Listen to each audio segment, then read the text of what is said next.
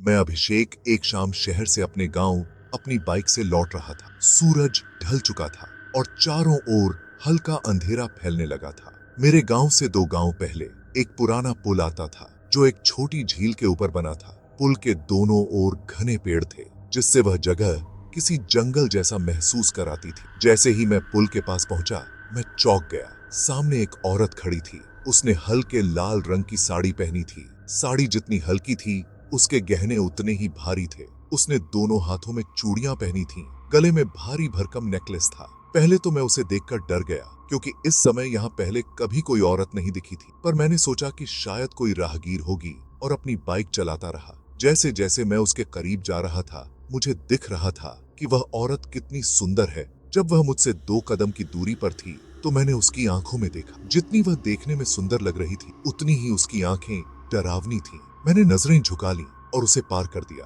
लेकिन तभी अचानक मेरी बाइक रुक गई। एकदम सही चल रही बाइक का इस तरह रुक जाना समझ से परे था। मैंने बाइक स्टार्ट करने की कोशिश की, लेकिन कुछ भी नहीं हुआ। तभी मुझे एहसास हुआ कि वह औरत मुझे देखकर मुस्कुरा रही थी। कुछ ही सेकंड बाद वह धीरे धीरे मेरी ओर बढ़ने लगी। उसके गहनों की खनखनाहट और पायल की आवाज मेरे कानों में गूंजने लगी। जैसे ही वह मेरे पास आई, उसने धीमी आवाज में कहा, मुझे भी अपने साथ ले चलो। उसके शब्द मेरे कानों में पड़े और मेरा पूरा शरीर कांप उठा। मैं गांव में ही पला बढ़ा था, इसलिए मुझे पता था कि ऐसी स्थिति में क्या बोलना चाहिए और क्या नहीं। मैंने डर को काबू में रखते हुए मेरे साथ चलो नहीं कहा, बल्कि उससे पूछा, तुम्हें कहाँ छोड़ना है। मैंने अपनी नजरें अब भी झुका रखी थीं। मुझे उसके हाथ और पैर दिख रहे थे, लेकिन मैंने उसका चेहरा दोबारा देखने की कोशिश नहीं की। उसने मेरी बात का कोई जवाब नहीं दिया, बस हल्के से मुस्कुराती रही। उसकी भारी चूड़ियों की खनखनाहट और पैरों में पायल की आवाज से मेरे रोंगटे खड़े हो गए। मैंने फिर से बाइक स्टार्ट करने की कोशिश की,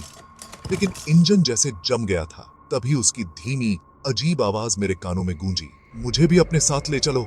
मेरे हाथ पैर सुन्न पड़ गए। मैं अब भी अपनी नजरें नीचे किए खड़ा था। तभी मैंने उसके पैरों पर गौर किया और मेरा शरीर बर्फ जैसा ठंडा पड़ गया। उसके पैर उल्टे थे। अब तो मुझे यकीन हो गया कि यह कोई आम औरत नहीं है। मैंने डर को दबाते हुए सामान्य आवाज में कहा, हाँ, लेकिन बताओ कहाँ जाना है। उसने ठंडी हंसी हंसी और बोली, जहाँ तुम जा रहे हो, तुम्हारे साथ। ये सुनते ही मेरा दिमाग सुन्न पड़ गया। अब मुझसे सहन नहीं हुआ। मैंने पूरी ताकत से बाइक को किक मारा और इस बार इंजन जोर से घुर्राया और चालू हो गया। मैंने बिना देर किए बाइक दौड़ा दी। जैसे ही मैं तेजी से आगे बढ़ा, मुझे बाइक भारी लगने लगी, जैसे कोई पीछे बैठा हो। मुझे बाइक को संभालने के लिए पूरी ताकत लगानी पड़ रही थी, पर मैंने ना पीछे देखा न रुका। जैसे ही पुल खत्म हुआ, बाइक एकदम हल्की हो गई। मुझे ऐसा लगा जैसे मेरे पीछे कोई बैठा था और अब उतर गया हो। गांव पहुंचते ही मैंने सबसे पहले अपनी दादी को सब कुछ बताया, लेकिन दादी चुप रही। उनकी आंखों में अजीब सा तनाव था, जैसे कोई पुरानी याद फिर से ताजा हो गई हो। कुछ देर बाद कांपती आवाज में उन्होंने मुझसे पूछा, तूने उसे अपने साथ चलने को बोला। मैंने सिर हिलाकर ना का इशारा किया और कहा, बस उसकी आंखें बहुत डरावनी थीं और उसके पैर उल्टे थे। दादी का चेहरा और भी पीला पड़ गया। तब पहली बार मुझे अपने दादाजी की मौत का असली कारण पता चला। दादी ने बताया कि तेरे दादा भी एक रात उसी पुल से गुजर रहे थे। रात का अंधेरा घना हो चुका था और चारों ओर सिर्फ झींगुरों की आवाज थी।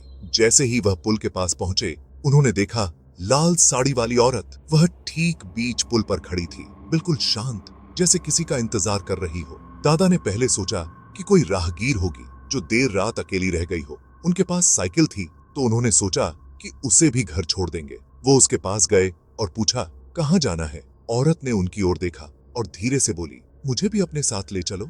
अनजाने में दादाजी ने हाँ चलो ही कह दिया। जैसे ही वह साइकिल पर बैठी, साइकिल अचानक इतनी भारी हो गई कि दादाजी से संभाली नहीं जा रही थी। उन्हें कुछ अजीब लगा तो उन्होंने साइकिल के शीशे में देखा, पीछे कोई नहीं था। डर के मारे उन्होंने तुरंत पीछे देखा तो वह औरत अभी भी साइकिल पर बैठी थी और उसके चेहरे पर एक डरावनी मुस्कान थी। अब उन्हें समझ आ गया था कि उन्होंने बहुत बड़ी गलती कर दी है। वह जल्दी जल्दी घर आ तो गए, लेकिन घर पहुंचते ही बीमार पड़ गए। 2 दिन तक दादाजी बहुत बीमार रहे। किसी को समझ नहीं आया कि अचानक उन्हें क्या हो गया, लेकिन शायद दादाजी समझ गए थे कि अब वह नहीं बच सकते। उन्होंने यह बात घर वालों को बता दी और तीसरे दिन उनकी मौत हो गई।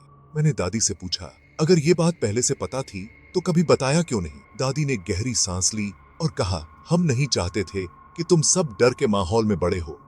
अगर आपको यह कहानी पसंद आई हो तो वीडियो को लाइक करें, चैनल को सब्सक्राइब करें और कमेंट में अपनी कोई डरावनी कहानी शेयर करें।